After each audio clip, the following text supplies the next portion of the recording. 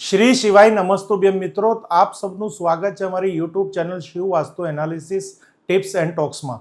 તો મિત્રો આજે આપણે વાત કરીશું કે તમારા મૂલાંક પ્રમાણે તમારે કયા નંબરનું મોબાઈલ નંબર લેવો જરૂરી છે જે તમને દરેક ક્ષેત્રની અંદર સફળતા આપે।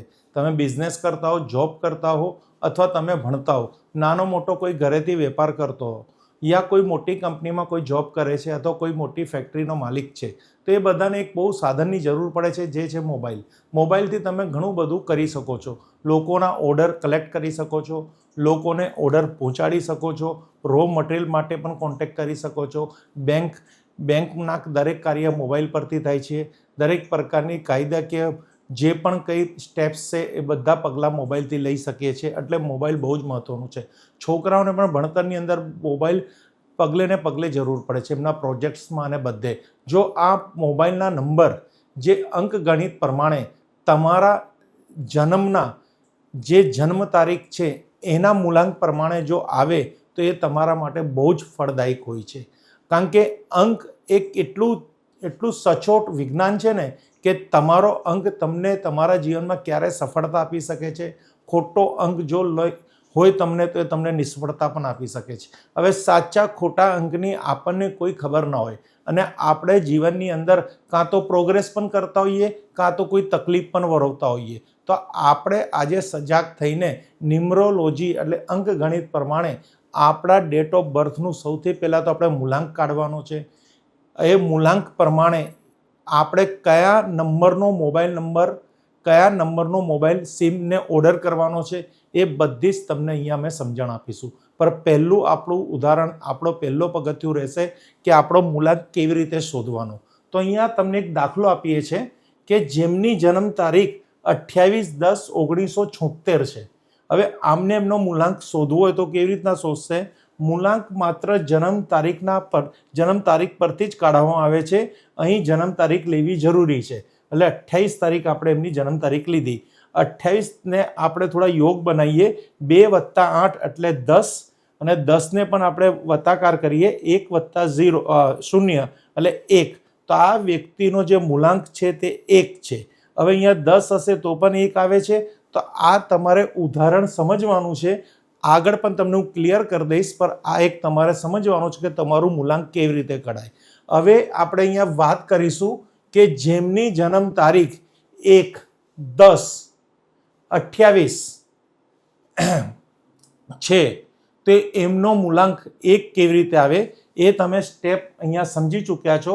હવે તમને અહીંયા અમે બતાવીશું કે એ કેવી રીતે ડિફાઇન થાય છે। જો તમારી ડેટ ઓફ બર્થ 19 લઈએ એટલે 1, 10, 19 ને 28 આ 4 જન્મ તારીખનો મૂલાંક 1 આવશે। દાખલા તરીકે 19 લઈએ તો 19ને આપણે 1 + 9 બરાબર 10, તો 10ને પણ 1 + 0 એટલે 1 આવી ગયો, તમારો મૂલાંક 1। હવે એક મૂલાંકવાળા વ્યક્તિએ તમારા મોબાઈલની 5મી અને 9મી સંખ્યાનો યોગ હંમેશા 3 પર રાખો।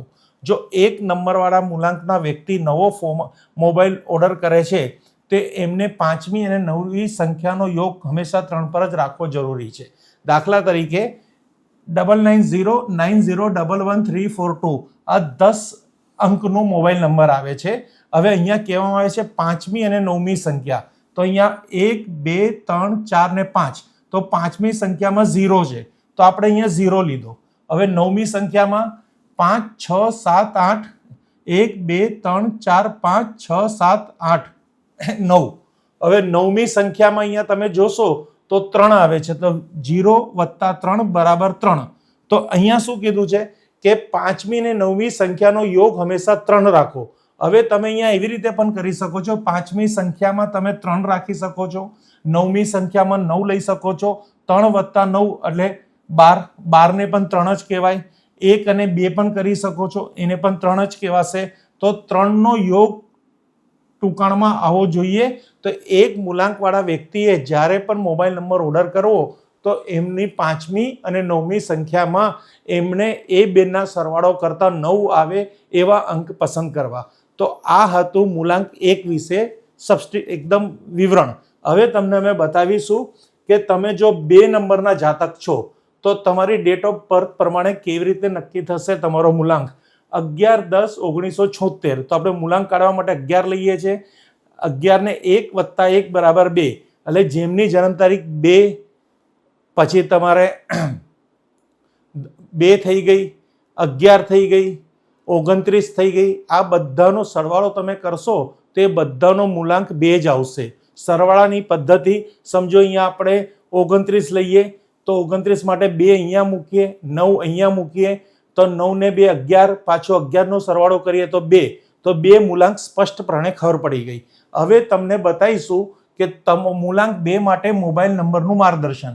તમારા મોબાઈલની નંબરની બીજી સંખ્યા અને સાતમી સંખ્યા ખૂબ જ મહત્વપૂર્ણ છે. જો આ બંને સંખ્યાનો યોગ 6 આવે, યોગ એટલે સરવાળો 6 આવે તો તે તમારા માટે ખૂબ જ લાભદાયક માનવામાં આવે છે. તો અહીંયા આપણે કઈ કઈ સંખ્યા જોઈએ છે? બીજી સંખ્યા તો 1 અને 2 એટલે 9 થઈ ગઈ બીજી સંખ્યા. હવે આગળ વધીશું તો સાતમી સંખ્યા તો 1 2 3 4 5 6 અને 7. તો આપણે બીજી સંખ્યામાં આપણે 5 રાખવાનું છે અને સાતમી સંખ્યામાં 1 લઈ લઈએ તો 5 વત્તા 1 બરાબર 6. કાં તો બીજી સંખ્યામાં 1 લઈ લઈએ અને સાતમી સંખ્યામાં 5 લઈ લઈએ તો 6 આવે. કાં તો બીજી સંખ્યામાં 0 લઈ લઈએ અથવા અહીંયા 6 લઈ લઈએ, અહીંયા 0 લઈ લઈએ તો પણ 6 આવે. તો તમારે બીજી અને અહીંયા મહત્વપૂર્ણ છે બીજી સંખ્યા અને સાતમી સંખ્યામાં ના બંનેનો સરવાળો 6 થવો જોઈએ. એ તમારા 2 નંબરના મૂલાંક માટે બહુ જ ફાયદાકારક હશે. આ ગણિત કરીને એક પેપર પેન્સિલ લઈ નંબરને સેટ કરો અને પછી એ નંબરની એપ્લિકેશન આપો. બહુ જ સરળ છે. જો તમને કશે કન્ફ્યુઝન હોય તો તમે અમને કોમેન્ટ કરી શકો છો કે અમારે સિમ કાર્ડ લેવું છે તો કયા નંબરનું લઈએ. અમારા કન્સલ્ટન્ટ અમુક પૈસા લઈને તમને બહુ સારી રીતે સમજાવશે કે તમારે સિમ કાર્ડ સાથે શું શું તમારા મૂલાંક પ્રમાણે દ્રષ્ટિકોણમાં આવી શકે છે. તો મિત્રો હવે વાત કરીશું આપણે 3 નંબર માટે. તો 3 મૂલાંક માટે તેમની કઈ કઈ તારીખ હોય છે? 3 નંબર માટે 3, ઓકે, 3 ની 3 થઈ ગઈ. પછી આવશે 12, 12 ની 3 થશે, 1 વત્તા 2, પછી આવશે 21, 2 વત્તા 1 એટલે 3 અને પછી આવશે 30, 3 વત્તા 0 એટલે 3. તો તમારી જન્મ તારીખ 21/10/1976 છે તો એને આપણે દાખલા તરીકે 2 વત્તા 1 બરાબર 3 તો તમારો મૂલાંક આવશે 3.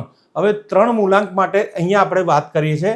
તમારા મોબાઈલની 10 સંખ્યાઓમાંથી ત્રીજી, છઠ્ઠી અને 9મી સંખ્યા તમારા માટે ખૂબ જ જરૂરી હોય છે. કઈ કઈ સંખ્યા? ત્રીજી, છઠ્ઠી અને 9મી.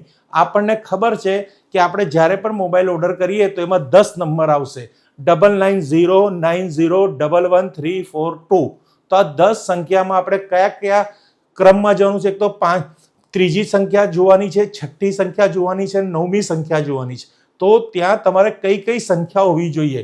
તો ત્રીજી, છઠ્ઠી અને 9મી સંખ્યામાં કાં તો ત્રીજીમાં 5 હોય, કાં તો 1 હોય, કાં તો 3 હોય, કાં તો 9 હોય. એવી રીતે છઠ્ઠી સંખ્યામાં પણ કાં તો 5 હોય, 1 હોય, 3 હોય, કાં તો 9 હોય. એવી રીતે 9મી સંખ્યામાં પણ કાં તો 5 હોય, 1 હોય, 3 હોય કે 9 હોય.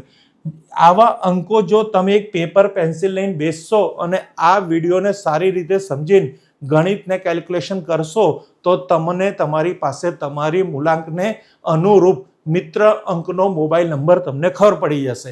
કોઈની ત્યાં આપણે જવાની જરૂર નથી. તો મિત્રો આપણે આ વિડીયોમાં 1 થી 3 મૂલાંકની વાત કરી. કાલે આપણે બીજો વિડીયો તમને આપીશું. એમાંથી આપણે 4 થી એના પાછા 3 મૂલાંક લગી જઈશું, 4, 5, 6 અને પછી જઈશું 7, 8, 9. તો 3 સ્ટેપમાં 3 પાર્ટમાં 1 થી 9 મૂલાંક તમને બહુ સરળ રીતે સમજાવી દઈશ. તમને કોઈ તકલીફ નહીં આવે. Thank you friends. Har Har Mahadev, Har Har Mahadev, Har Har Mahadev.